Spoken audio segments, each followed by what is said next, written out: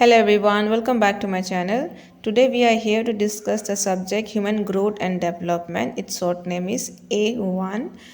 This is the content of the subject. It has 5 units and each unit has 5 subpoints, that means subtopics.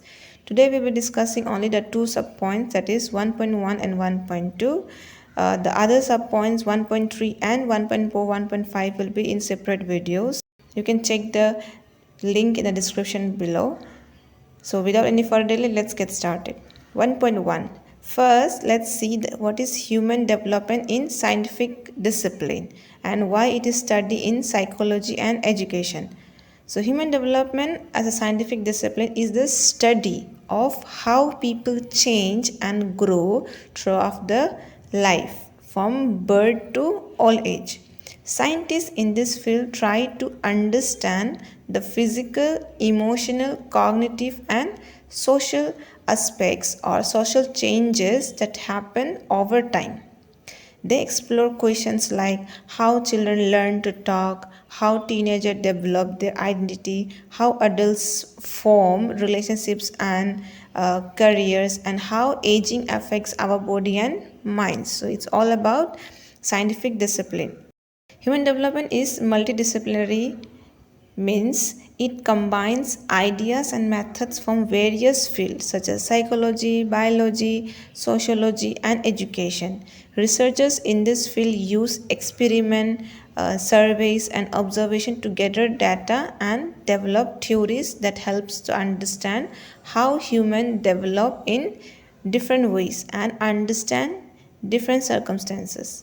So, the ultimate goal is to improve the quality of life by understanding the processes that shape human growth and development. Now, let's see some most famous ancient and modern historical perspectives. The ancients like Aristotle and Plato. According to Aristotle, he thought that children were born already knowing things. That means knowledge is inbuilt or innate. And according to Plato, he believed that learning and experiences shape what we know. That means learning is connected to the experiences one have throughout their life. Whereas in modern psychologies, that means recent time, Jean Piaget and Erik Erikson are the two influencer psychologists who developed theories on human development. According to Jean Piaget, kids go through different stages of learning as they grow, like building blocks of thinking. So there are different stages of learning. And according to Erik Erikson, he described life as a journey with different emotional challenges at each stage. He has given 8 stages in a life, starting from trusting others as a baby to reflecting on life as an elder. In short, ancient thinker laid the foundation while modern psychologists build on it with more detailed ideas about how people grow and learn.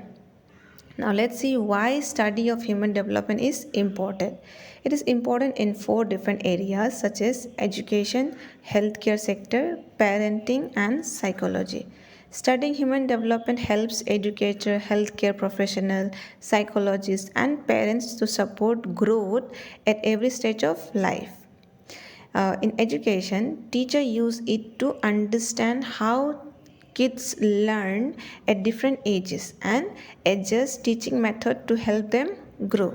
In healthcare sector, doctors, nurses track physical and mental growth to ensure children and adults develop healthily. In parenting, parents learn how to support their child's learning, emotions, and behavior at every stage. And in psychology, psychologists study human development to understand why people think, feel, and behave in certain ways. So, why does it matter? When we understand how people grow and change, we can better support them, whether in school, at home, or in society, leading to happier and healthier lives. So, the next is 1.2 concept and principles of development. Let's see first what is human growth and development. It refers to the changes and growth that occurs from infancy to adulthood.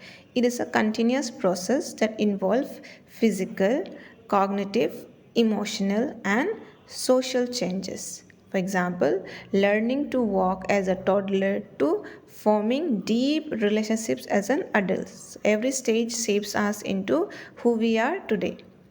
So now let's see in detail what is growth and development in separate. The definition, according to Crow and Crow, he defined that growth refers to structural and psychological changes, while development refers to growth as well as changes in behavior. And Anderson states that development doesn't consist merely of adding inches to one height or improving one's ability. Instead, development is a complex process of integrating many structures and functions.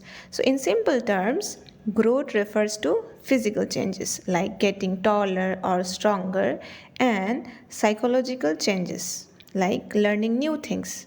Whereas development includes growth but also changes in behavior. That means changes in behavior, and it also includes growth like becoming more independent, responsible, or confident. So let's see some differences between these two, growth and development, because this question has been asked in examination for multiple times. So the differences, growth and development.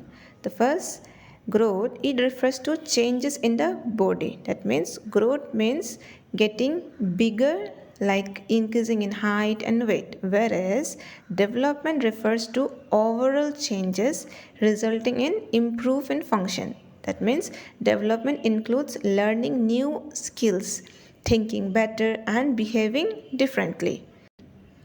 Number two, it refers to changes in quantitative aspects. That means growth is about measurable things like weight, height, and muscle size, whereas development refers to changes in both qualitative and quantitative aspects. That means development includes both measurable changes, that height and weight, along with non-measurable changes, that means the intelligence, the emotions changes, and all.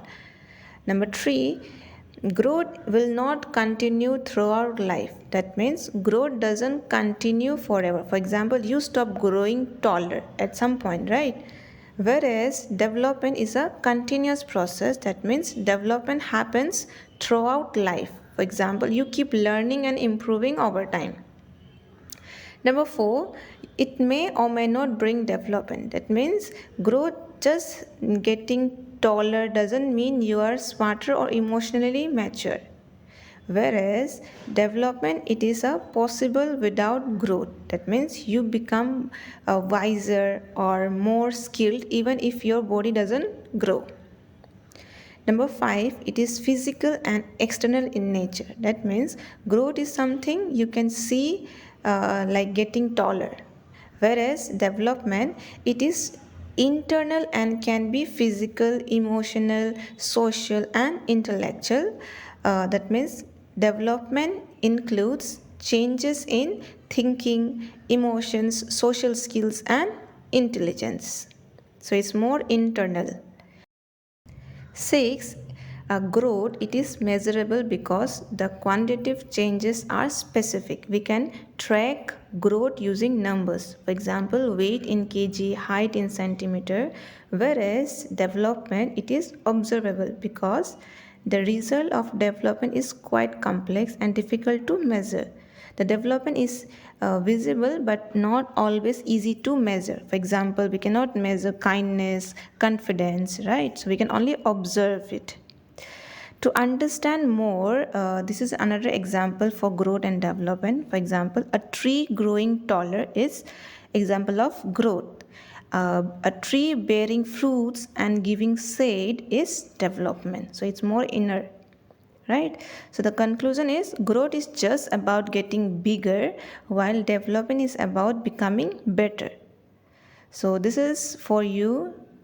You can take notes or you can take screenshot and refer it for next time. All right, next is principle of development. Growth and development follows a predictable pattern. While every child is unique, most children develop in a similar way and at a similar pace.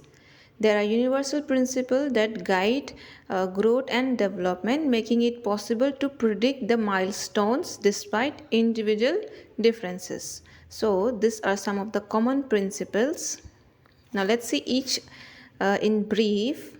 The first one is principle of continuity. That means development is a continuous process that happens gradually over time. For example, a baby does not start speaking in full sentence suddenly, right? First they babble, then they say single words, then short phrases, and eventually full sentences. Therefore, development is a lifelong process and each state builds on the previous one. So this is the principle of continuity. So the next is principle of lack of uniformity in developmental rate. Different aspects of development like physical, mental, the emotional progress at different speeds. For example, a child may learn to walk at 12 months but may take longer to start talking clearly. Another child may start talking earlier comparatively but take longer to walk. So, some skills develop quickly while others take years and progress can be uneven. So, it's a principle of different speed of development. So, that the speed of development are different. All right, the next is principle of individual differences. So every child is unique and develop at their own pace. That means they develop at their own rate or speed. No two kids develop the same way. Each child has their own pace and strength. The factors like genetics, environment, and the experiences influence the individual growth. For example, some children start walking at 10 months while others start at 15 months. Both are normal and development varies from child to child. So, this is individual differences, the principle. The next is 4 principle of uniformity of pattern. That means there is a uniform in pattern.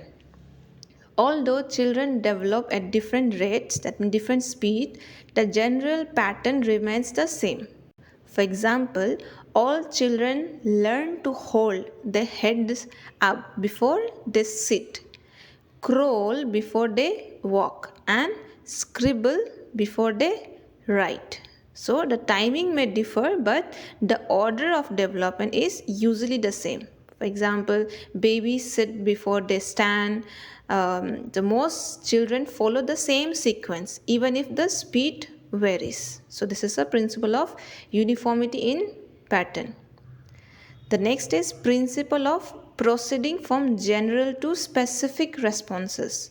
So children learn first broad area, the general movement before they develop fine or specific skills.